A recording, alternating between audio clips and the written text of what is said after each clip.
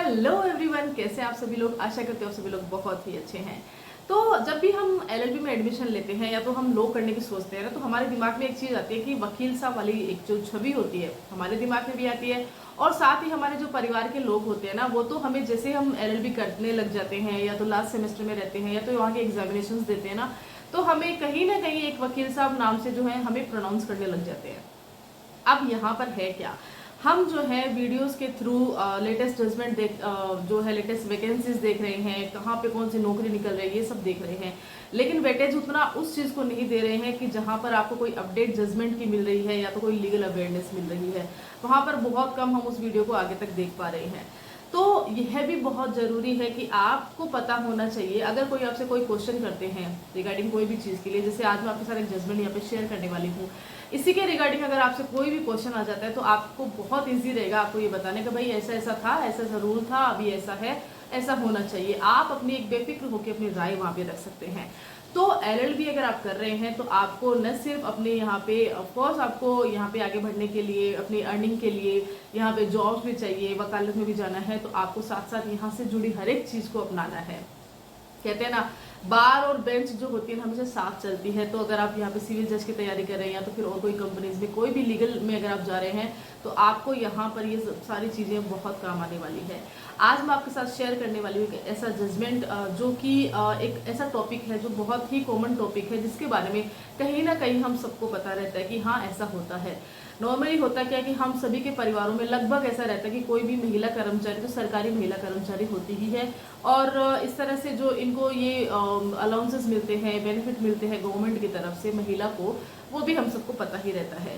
लेकिन कहीं ना कहीं कभी क्या होता है ना, कुछ एक क्वेश्चंस रहते हैं जो कोर्ट के सामने आते हैं, वहां पर कोर्ट को अपना एक विवेक के आधार पे भी जजमेंट देने रहते हैं। वहां पर वो अपने लिए जो विवेक के आधार पर भी कुछ जजमेंट्स लिखवा सकते हैं, और जो है डायरेक्शंस जो है बाकी सब ऑफिसर्स को, अधिकारियों को, प्रशासन को जाता है। और आगे अगर इस तरह के कोई मैटर आते हैं तो हमारे लिए बहुत ईजी हो जाता है, हम उस केस का यहाँ पे बता के कि भाई ऐसे इस केस में ऐसा हुआ था, तो आप जो है हमें भी ये रिलीफ दीजिए। तो चलिए शुरुआत करते हैं आज के केस के साथ में। आज बात करते हैं कि एक मातृत्व अवकाश होता है। जैसा कि हम सब जानते हैं, सरकारी कर्मचारी को 2 बच्चों के लिए मातृत्व अवकाश दिया जाता है। मेनली एक पॉलिसी भी है, 2 बच्चों वाली पॉलिसी भी है। अब यहाँ पर ऐसा होता है कि अगर तीसरा बच्चा हो जाता है तो क्या मातृत्व अवकाश उसको मातृत्व अवकाश के अंतर्गत उसकी देखरेख नहीं होगी?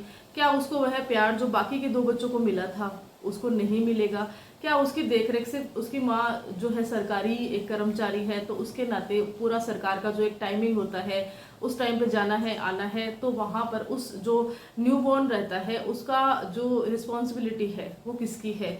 यहाँ पर ये चीज़ से भी ज़्यादा जो क्वेश्चन अराइज हो रहा है कि यहाँ पर उस तीसरे बच्चे का क्या दोष है?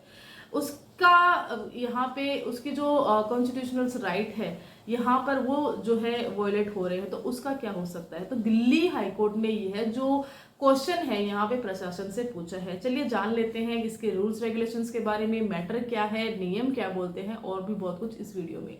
बने रहिए, वीडियो को बिना स्किप किए पूरा देखना, आगे आपको पूरी चीज समझ में आने वाली है। तो चलिए बात कर लेते हैं। यहाँ पे सबसे पहले ये है कि सेंट्रल सिविल सर्विसेज रूल 1972 की उपधारा 43 में ये प्रावधान है। क्या प्रावधान है कि जो ये मातृत्व छुट्टी का जो नियम होता है, यहाँ पर जो 2 बच्चों की जो ये रहता है, इसके अंतर्गत ये जो प्रावधान है इसमें बताया गया है। ये जो रूल है इसके अंतर्गत क्या होता है, यहाँ पे ऐसा रहता है कि कोई भी महिला सरकारी कर्मचारी है, उसको 2 बच्चों के प्रसव के समय जो डिलीवरी का टाइम होता है ना, उसके समय से, या तो फिर आप पे डिपेंड करता है कि आप उस लीव को कैसे कब लेते हैं, ये भी रहता है। लेकिन मेनली ये रहता है कि भाई प्रसव के समय से यहाँ पे आपको 180 डेज का एक जो है छुट्टी मिलती है, और ये जो होती है ना पेड लीव बोली जाती है। इसके कोई ऐसे जो है ना पैसा नहीं कटता है मेनली।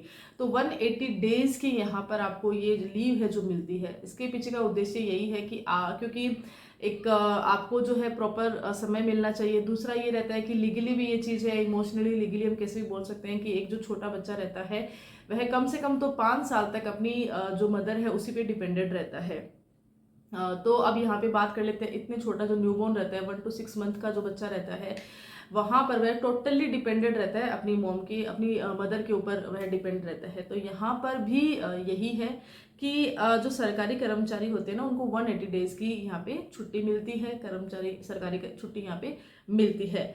अब जान लेते हैं मैटर क्या है। देखिए, मैटर को जाने बिना तो हम यहाँ पे आगे बढ़ ही नहीं सकते।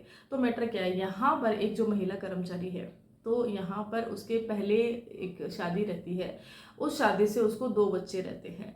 अब यहाँ पे उसकी जो भर्ती होती है महिला कांस्टेबल के रूप में हो जाती है, और वह एक सरकारी कर्मचारी के रूप में नियुक्त हो जाती है।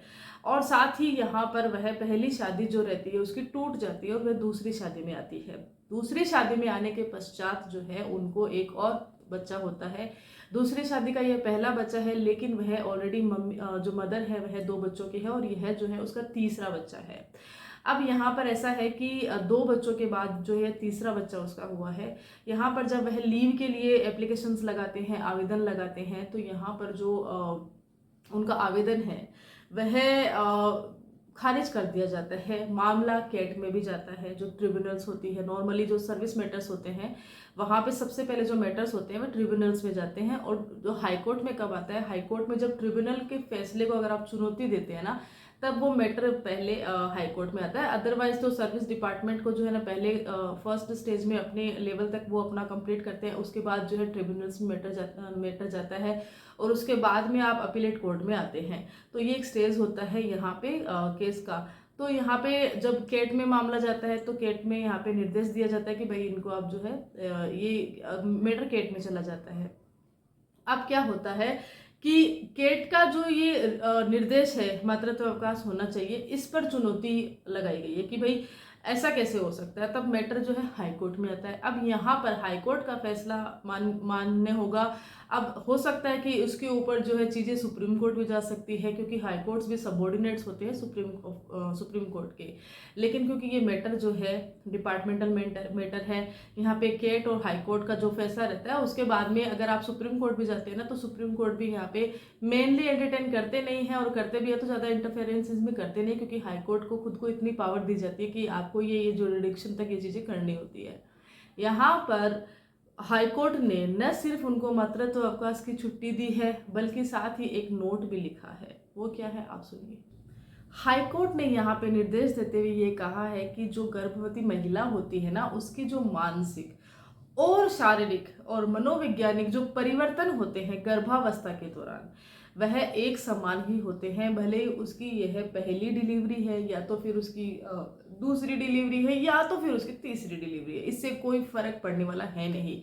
एक माँ के रूप में अगर वह अपने बच्चे को जन्म दे रही है, तो वो जो सारे स्टेजेस है वह एक बच्चा और माँ के इर्द गिर्द ही घूमेगा। यहाँ पे पहला, दूसरा, तीसरा या कोई नंबर काउंट नहीं होगा। यहाँ पर हाईकोर्ट ने एक और चीज ऐड करी है, वह क्या है वह भी सुन लीजिए। हाईकोर्ट ने सीधे सीधे यहाँ पे ये जो नियम है ना, ये जो 2 बच्चों के का ये जो अवकाश मिलेगा 180 डेज, इसी पे सवाल उठा दिए हैं। यहाँ पे इन्होंने कहा है कि इस नियम के अंतर्गत जो है अनुचित भेदभाव होने की पूरी पूरी संभावनाएं हैं। कैसे, अगर हम इसी मैटर की बात करते हैं, यहाँ पे जो तीसरा बच्चा है, हो सकता है इसके बाद कोई और बच्चा होता है, तो यहाँ पर जो बच्चों के बीच में जो एक अनुचित भेदभाव आएगा वह देखा जाएगा, क्योंकि हम कहीं ना कहीं वो भेदभाव में भी आ जाते हैं। इंसानी दिमाग रहता है, बहुत सारी चीज़ें होती है, आगे हम किस तरह से सरवाइव करते हैं, बहुत सारी चीज़ें यहाँ पे देखने के लिए होती है। तो यहाँ पे दिल्ली हाई कोर्ट ने इस चीज़ को समझा है और इस चीज़ में अपना ये जो जजमेंट है ये लिखवाया है, निर्देश दिया है। साथ ही इस तरह से जो चीज़ें बताई है कि यहाँ पे रूल्स को भी इन्होंने पूछ लिया कि भाई इस रूल्स के अंतर्गत ऐसा है तो क्यों है, हो सकता है इस रूल्स में भी अमेंडमेंट हमें देखने को मिल जाए। आपको ये जजमेंट कैसा लगा कमेंट करके जरूर बताना, और आपको लगता है कि यह जो चीज़ है वह जजमेंट है बिल्कुल सही है तो भी बताइएगा। और भी आपकी अगर कोई राय होती है तो भी आप इसमें बता सकते हैं। आपके कोई क्वेश्चन है वो भी आप मुझसे पूछ सकते हैं। वीडियो अच्छा लगे तो वीडियो को लाइक जरूर कर देना, और कोई जजमेंट है अगर किसी भी टॉपिक पर अगर आप पूछना चाहते हैं तो आप मुझे कमेंट करके बिल्कुल पूछिएगा। Till then, thank you so much.